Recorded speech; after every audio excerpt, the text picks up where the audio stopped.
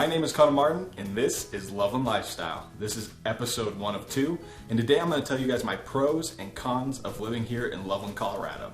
So, my first pro is going to be location, location, location. For me, living in Loveland is kind of the trifecta of the northern Colorado area. To me, I would sit there and say Fort Collins is a little too far north, Greeley is a little too far east, and Longmont is a little too far south. And so for me, Loveland is just right, especially for my job and for what I like to do. So we are, like, in my idea, about 15 to 20 minutes away from anything you could possibly want or need. And then if you need to go a little bit farther, you're looking at maybe like 35 to an hour. And so, for example, if you want to go down to DIA, it's about a 45-minute drive. If you're wanting to go over to Denver, you're looking at about a 60-minute drive. Fort Collins, 15 to 20. Greeley would be about 15 to 30. Going over to Longmont, 15 to 20 minutes. And so we are just right in the middle, smack dab, just next to, the foothills. And I think it is just one of the coolest locations to be if you're looking to be in the center of all the action. Including that, another big pro of location, and then also a pro of Loveland, is going to be we have easy access to the outdoors. And that is one of the biggest benefits that I use out of my personal life. So, for example, if you wanted to do something that's nice and close, going over to Coyote Bridge, that's just on the west side foothills of Loveland. And if you wanted to go over to Devil's Backbone off of Highway 34, that's also playing in the foothills of Loveland. Those are some very close, easy access places to be able to get to that are within probably 20 minutes of a drive from East Loveland. And it is a great place to go. If you're looking to maybe get a little bit more adventurous, you could run over to Fort Collins to Horsetooth Reservoir or Horsetooth Rock to be able to go hiking or boating or fishing.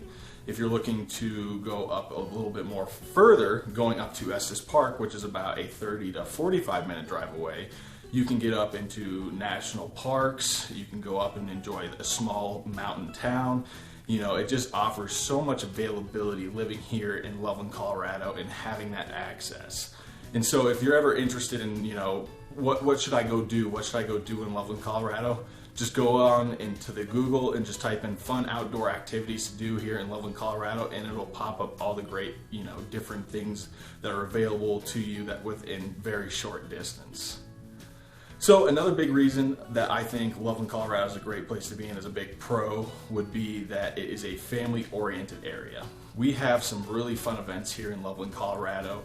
If it's for Valentine's Day, if it's for 4th of July, if it's for Christmas, we have just such a great community that puts on a lot of different activities for both family and friends. They have great adult activities around here.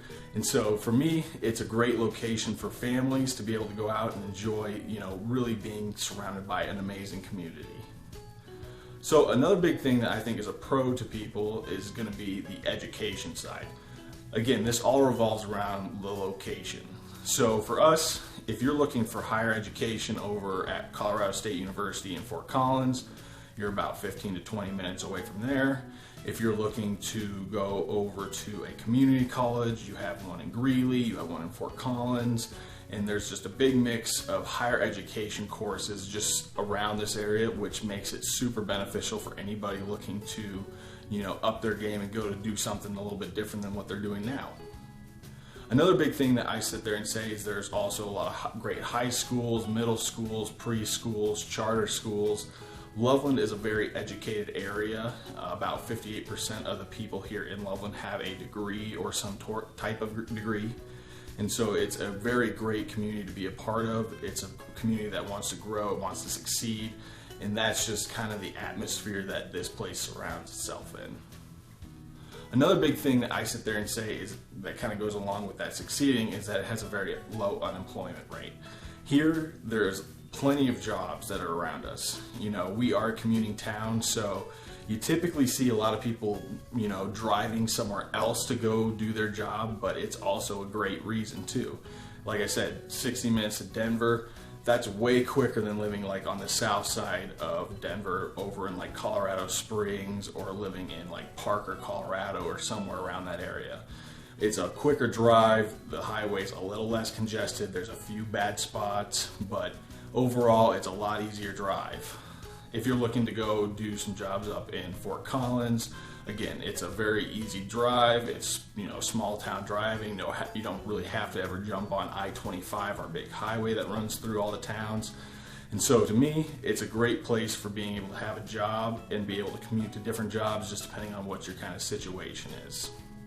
So those are my top pros of living here in Loveland, Colorado. I will definitely share more. There'll be another video here at some point that'll dive more into, different areas of Loveland, Colorado for going out and hiking and biking and doing all those fun activities. I'll dive more into going into the schools, going into the employment around here. And so just stay tuned for all those, and we will jump into our top 5 negatives of living here in Loveland, Colorado. All right, now that we ran through my top pros, let's run through those cons. So first thing is going to be, I would say we aren't as diverse in restaurants and shopping as, say, Fort Collins would be. So for me, there are a decent amount of restaurants. A lot of them are chains. You can find quite a few restaurants over on the southeast side of Loveland. You can find some in the center of Loveland and downtown Loveland. But, they're very sparse and in between, and they typically consist of Hispanic food, Italian food, Chinese food, and pizza. Those are kind of the typical places I see. There's a few others that are in there, like Indian and Thai, but that's going to be kind of what you're going to get. And so for me, here's a couple places I think are at least worth trying, and places I do typically go to quite regularly just to support them. But one would be Canton Palace. They're a great Chinese place. If I could recommend one dish, would be the sesame chicken. Try getting the sauce on the side. It makes the chicken a heck of a lot crispier, and you can actually control how much sauce you want on each piece. If you want something a little different, going to Mexican food would be El Pueblito. El Pueblito is another really great place to be able to go grab just a quick bite to eat. They're very reasonable priced, and they're always got some vacancies in there, so it's really nice. You can typically get in there on like a Friday night without having to wait too long. My third place would be Artie's Pizza. I believe they make one of the better pizzas here. I know that's going to be just, everybody has their own opinion, but I do believe Artie's is one of those ones that I would definitely point you to. Otherwise, another one would be like Crazy Carl's. So that's kind of one of the things that I sit there and say is a negative. It's hard to come up with these, but that would be something that I would say if I was a more restaurant-oriented person and wanted to try more places, living in Loveland or Fort Collins would be probably the better option. Another thing that I would sit there and say is kind of a harder thing is going to be finding a job here. So I go on Indeed all the time. I am a realtor, but it's always fun just to kind of see what's going on, what's happening in Loveland, what kind of jobs they offer. And so a lot of what I see are going to be in the medical field, in the industrial field, in the managing field. And so those are kind of the top 3 jobs I see typically posted on Indeed. And the statistics do back that up. That probably takes up about 50% of the market with those 3 just industries alone. And so if you're looking for more like a tech job or an engineering job, there are a few places here in Loveland that do have those, but you might find yourself having to look a little bit farther out, maybe like over in Denver or up in Fort Collins. I know they have some. And so that kind of gives you just that general background of saying, we just don't have as many diverse jobs. And so for me, it's been a challenge when I first moved here, being a golf course guy. We do have a lot of golf courses here, but a lot of them are city owned and not privately owned. And so for me, I just had to go through and make those decisions of saying, hey, do I want to commute somewhere over to Fort Collins, or do I want to stay somewhere here in Loveland? And I ended up going over to Canton, Colorado to a private course to work on when I was doing that. And so that's just kind of the thing, and that's kind of where you get that commuting town. People tend to find better paying jobs and better jobs in other cities other than just Loveland. Another thing that I would say is could be an issue is it's not a very good place for singles. So for most of the part, this is an area that's very family friendly and elderly friendly. And so that's why we have a huge medical field necessity up here. We have a lot of hospitals, emergency cares, nursing facilities, and Loveland really encompasses that. It's still a very small town feel, so it's a very comfortable living for people like that. And then on the same side, you know, for families, this is a very safe place, has great education, has great place amenities for kids, like great parks like Mahaffey Park is a great one. And so that's going to be kind of the group that you're going to see here and around here most often. And so if you're single, typically it's going to be a little bit more of a challenge. You know, the bar scene is going to be more filled up with couples versus individuals. And so you might have to look elsewhere to be able to go find that love. Another thing that I would say is a big issue is going to be population. And you know, you hear this from people who've lived here a long time. Again, I've lived here only 6 years, but even I felt the population growth.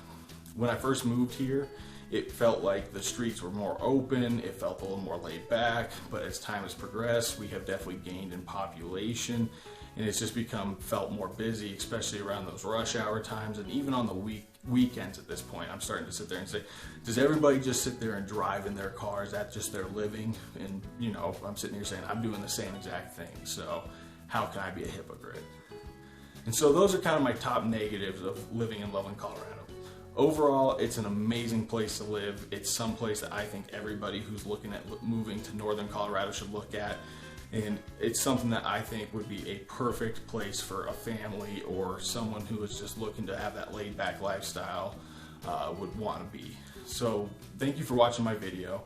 I love being able to share you my thoughts of what Loveland, Colorado is all about. If you guys are ever thinking of moving here or thinking about transferring from just a different city from around here, please shoot me a call and I would be happy to answer any questions, anything that you need about Loveland, Colorado, and I'd be happy to show you guys around.